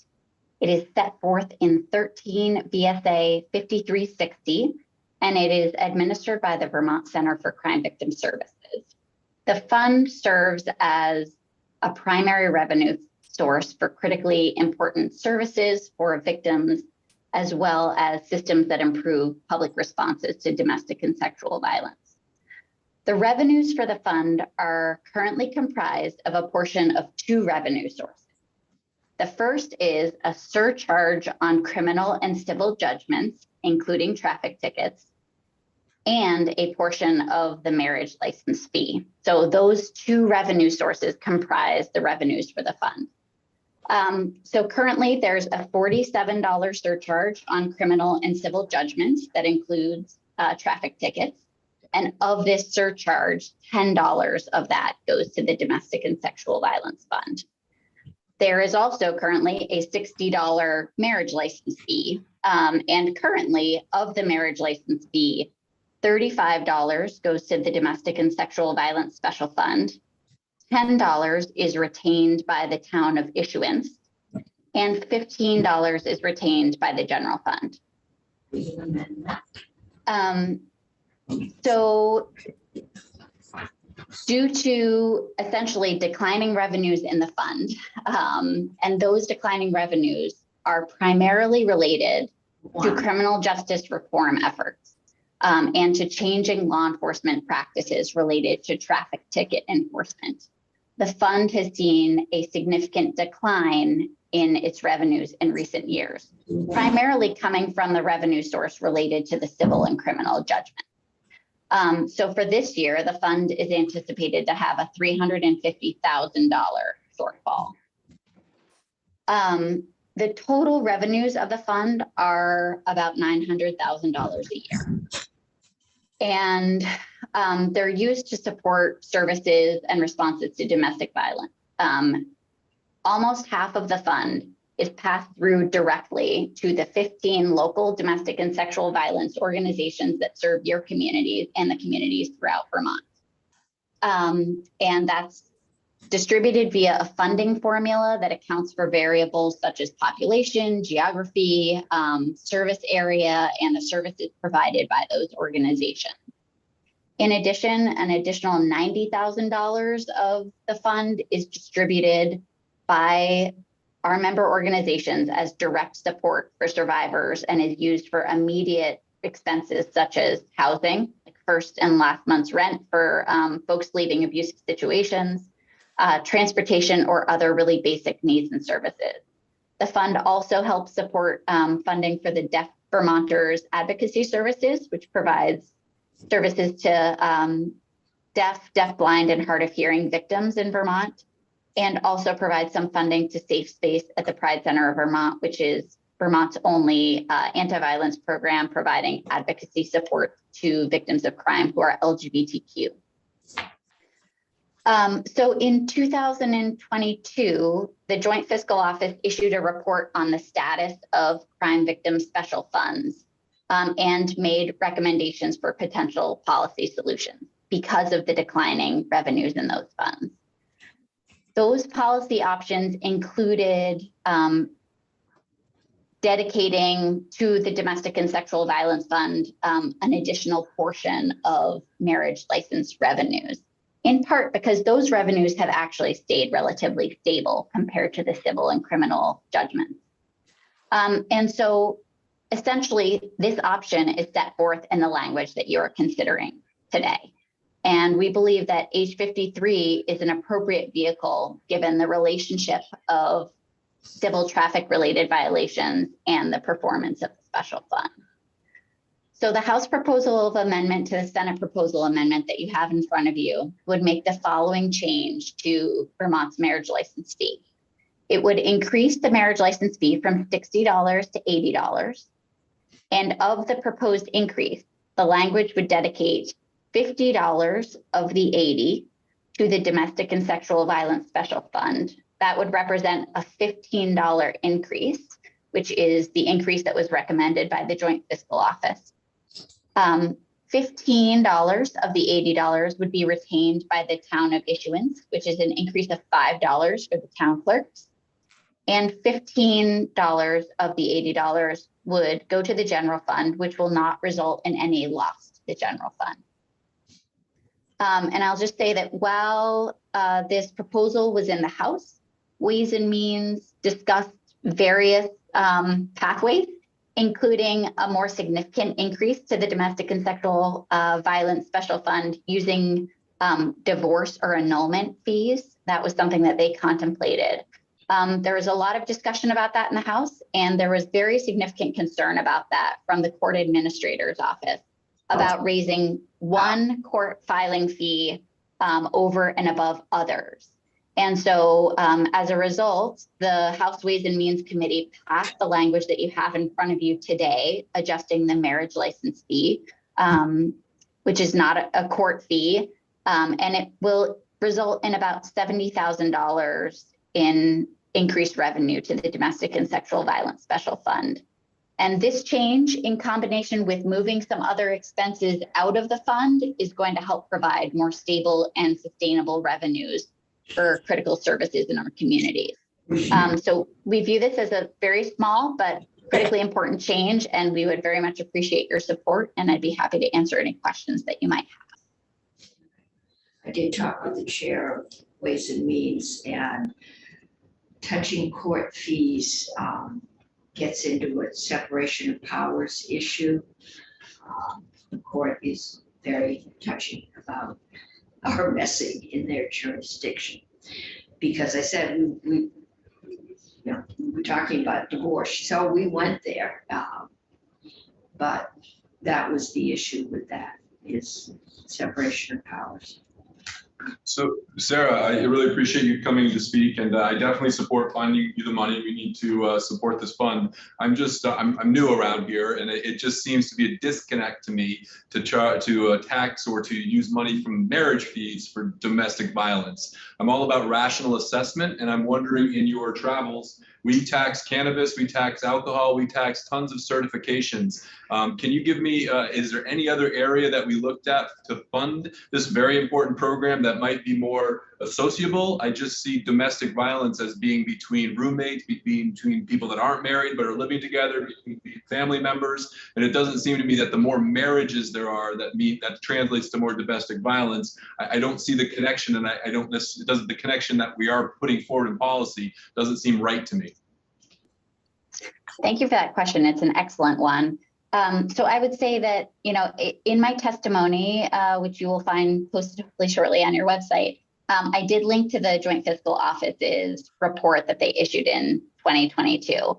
And as part of that, there were many various revenue and policy options that were that were suggested and laid forth. One thing I will say is I don't think that there is any perfect revenue source. Ideally and over time, we would certainly like to move the expenses of this fund into the general fund. We feel like in the long term, that is the most appropriate way to be funding these services in Vermont. However, we have since 2008 funded these with a combination of civil and criminal judgments and marriage license fees. There's also really no clear relationship between traffic tickets and domestic violence. And there's no relationship between other fines outside of domestic violence crimes that folks may be charged with in terms of the criminal in the criminal realm. The one other piece I will say is that broadly, kind of as philosophically, we'd like to move away from criminal fines and fees serving as the basis for supporting victim services. And so I think that this will help us make that transition. I don't claim that this is the perfect revenue source, but I also don't think that there's an easy case to be made for cannabis or any other fine, frankly, or fee that is going to fit perfectly into this revenue need. Okay, I've got, this is a follow-up question. Okay, because then I've got. Maybe not as easy case to be made, but I think a better case to be made to draw from. I go with sports betting, I go with alcohol, I go with cannabis. It just doesn't seem right to me to increase the cost to get a marriage license to fund domestic violence. It just seems like those two are completely independent of each other, but I'll stop there. Okay, Senator Ron Hinsdale. I was gonna actually ask if we've ever looked at guns, a tax or a fee on guns to fund this. I think they want to get it through this year. I was gonna say, I'm happy to raise that again next year, but that seems to be, in my mind, maybe the most related. Or state nice. Okay.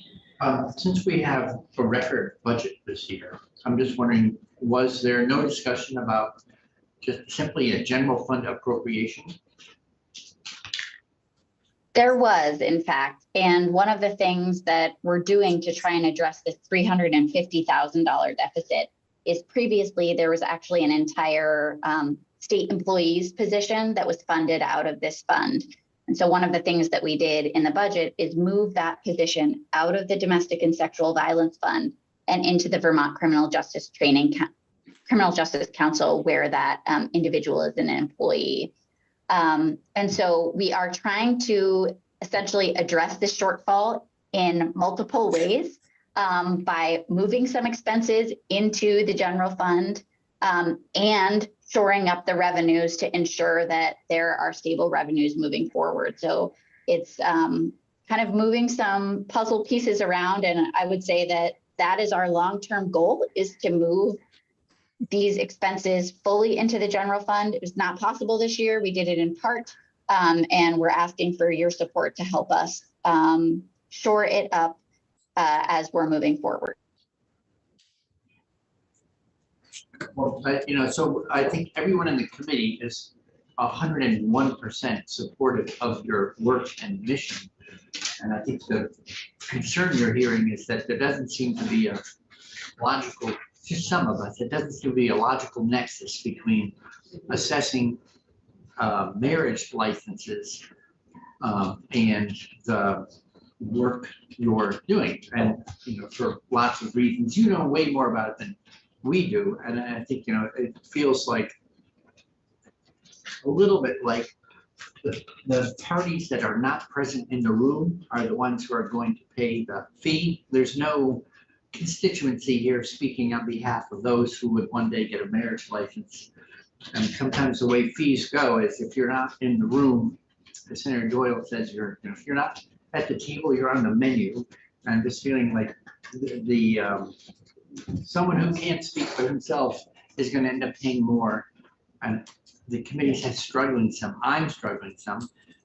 And I'll say that, probably a little defensively, I've helped do a fundraiser for a women's safe back home in Middlebury. So it's near and dear to my heart, but still, this one doesn't quite make sense to me. If I can just respond to that, Senator Bray, and just say thank you for your support. And also, whether or not the committee moves forward this particular language, we are already using a portion of marriage license fees to support the Domestic and Sexual Violence Fund, and in fact have for many years. And so I think that it is a completely valid concern to, discuss whether it is the most appropriate revenue source. However, it has been historically used. I will say, I do think that there is a nexus. It's not perhaps a dark line, but it is a dotted line between the fact that domestic violence happens in the context most often of intimate partner relationships. That is not always within marriages. That is certainly not all married people.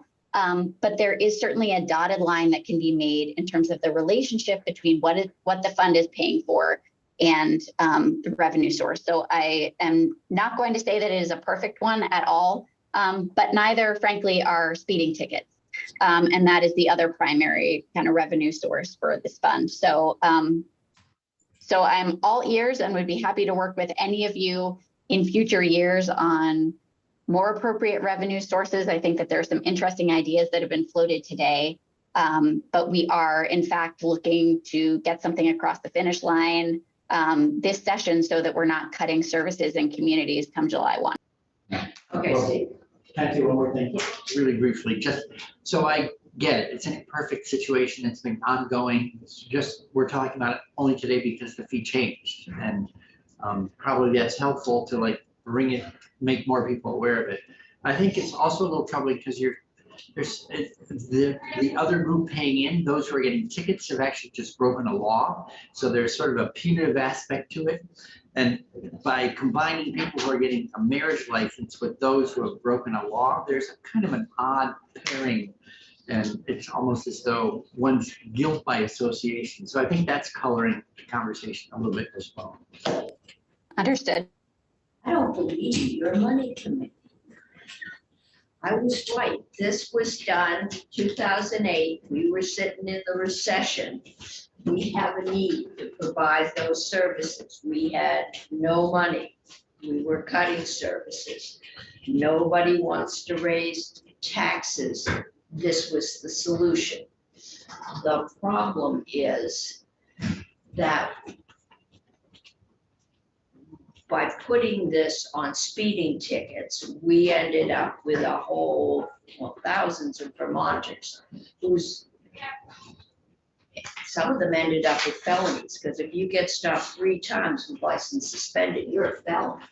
And that has some, and their real crime was they could not afford to pay, because for speeding ticket, I think it was like $200 or $300 in fines and fees, because they broke the law. And I think we saw how in Missouri that was used as a way to really lock up a lot of Black people. Just Missouri. Not just, no, but they're providing a good service. They have a $350,000 deficit. We're cutting back on the speeding tickets. The budget is set. I don't know why it is at this point in the session where this is being attached to what is not really a relevant bill. And, but it is. What happens if you don't get the increase? I mean, I think that's a question for the Vermont Center for Crime Victim Services, but essentially, there's a shortfall in the revenues of the fund. I think there'd probably be some very hard conversations about what's not going to get funded. And again, this over half of the fund goes out to organizations directly in communities, and about 100,000 also paid for direct expenses for survivors fleeing violence. So there's hard choices to be made for sure. Thank you, Madam Chair.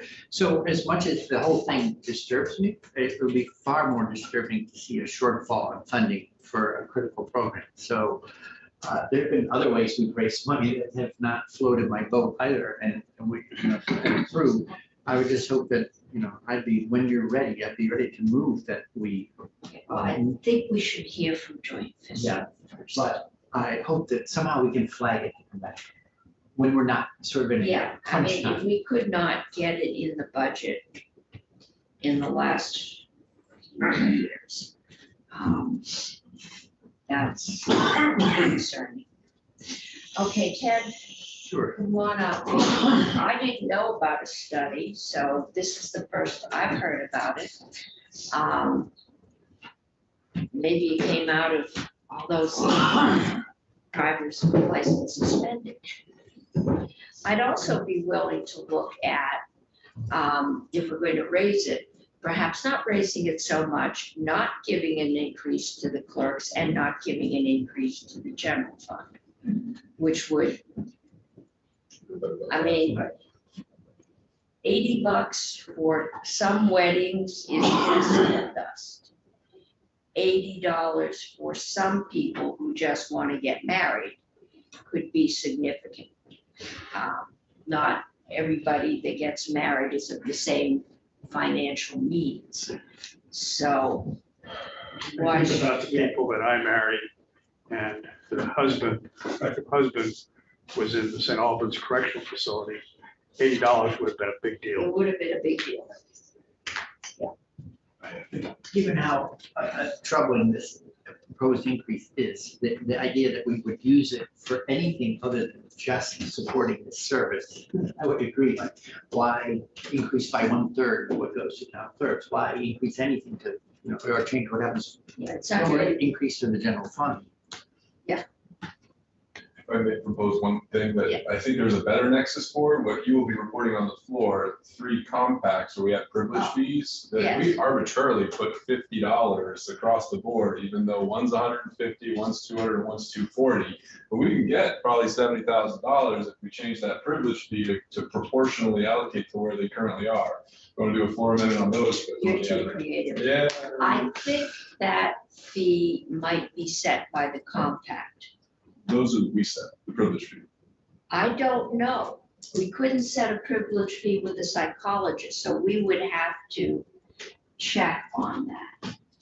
Pretty sure that's a test. But, It also starts to feel a little bit like razzle dazzle football. well, But it that's is. therapy, and therapy might be domestic violence. There you go. So This is the psychologist. That's where I was Oh, thinking. you want to put it on the psychologist only? No, on the compacts that you're presenting, which do have privilege fees that we set, we arbitrarily chose 50. They all disappeared. They must have gone to a pros. I went upstairs ready to do them today and they didn't get taken up. I think they may have gone to a pros for some Because reason. we made it to 100 originally. We have a short period of time to do this. And, we're dealing with issues that involve millions and millions of dollars.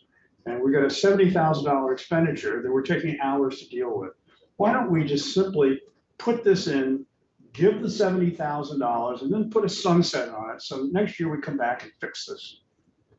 That is a good solution. So Ted, just tell us what's going on and then we can fix this and we can go home and see where it goes.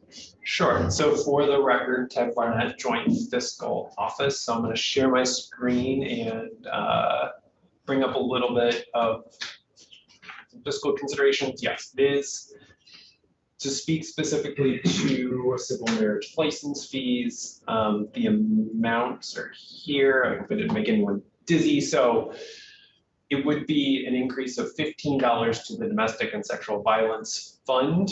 Town clerks would receive an extra $5 of the $20 civil marriage fee increase, and the general fund would stay constant. So there'd be no general fund increase in this one. So the main fiscal impact is an increase of $72,000 to the Domestic and Sexual Violence Special Fund that is based on 4,800 civil marriage licenses issued per year. That's an average starting from I 2016. assume that takes in civil unions too, Yes. if anyone still does those. Right. And so that's the general fiscal impact. I'm happy to talk about questions. It sounds like there's quite a bit of discussion around Nexus. I can't say in the findings. No, that's Yeah. our problem. Yeah. Just tell us what the numbers are. Sure. It isn't logical. It wasn't logical when we did it. We did it. We have not found a way to absorb it into the general fund.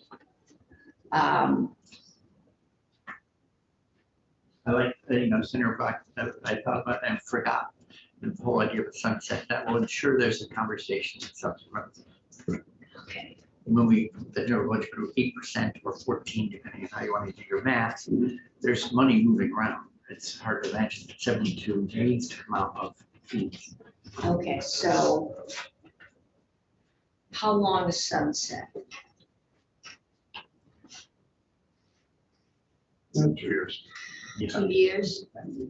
That way the next legislature will have to deal with it. I was gonna say, otherwise we're gonna have deja vu all over again next session. This is not one of ours. But as a practical matter, this is a good cause and we should do it. And let's just do it. Yeah. And we don't have time to go into the level of detail just based on where we are in the session. So do it the next session. Okay, and 2 years will get us through, yeah. So it'll get us into you'll get us into the next session. This is the classic example. If you remember Parkinson's law, well, Parkinson had a law of triviality. And this falls right in. This is a small amount by virtue of state spending. And we're going to spend hours talking about it, whereas we may have another thing of $50 or $60 million will take the same amount of time. Well, It doesn't make sense. somebody had a theory. You both did, $1 billion school budget, but then you nitpick buying a school bus or. I mean, because this you is a good understand- reason, a good cause, and Yeah. let's just do it. Oh, you're there. Okay. So we need a date and then we need a drafter. Who is the drafter on this? I'm here, Anthea. Anthea is there. Anthea, can you draft that up for us? I can. Okay, and I can let Senator Sears know. This will come back. I guess Sears will have to do this with further proposal of amendment. Yep. So I will let Senator Sears know that you were drafting it and that we would like a further proposal to put a 2-year sunset on that. Yep. So it'll revert to what the current levels are on July 1 of 2025. That sounds good. Okay, I can do that. thank you. Are No we, problem. are we saying yes to the mayor's license one and leaving the clerk piece out? I don't think it's worth fighting over $5. Okay, well, I was thinking the same thing, but We'll tell the clerks they can put that towards the envelopes they might have to do when we do the stuffing thing. Okay, I will email Senator Sears because he has the bill. The House and Senate back with this proposal of amendment. We will tell him that finance would like him to propose further proposal, which is a 2-year sunset. So I don't think he has the bill. I think it's just in the Senate. It hasn't been recommitted to committee. And No, it sits there until the committee of jurisdiction says we should concur, we should not concur and have a committee of conference, or we concur with further proposal of amendment. This will be, we concur with further proposals with the sunset. Sarah mentioned that because when we were walking off the floor today, he said, I'll do whatever you guys want. Yeah, that's So what he he's doesn't- told me. He wants to, But this was in the lunch line yesterday, let me know if I can help. given our record. No, I think we're good. I think we're done. It's at the danger of going to lunch. I can talk to you about this bill. Okay, good. Well, I think we're gonna, at least Sarah, get you off the hook for a while and then we can continue trying to get a more stable funding source. Thank Okay? you very much. And I really appreciate the suggestion about the sunset. I think that it's a great idea to make sure that we come back to this conversation. So I really appreciate your support and for that change. So thank you very much. Okay, thank you. Okay, committee, that's it.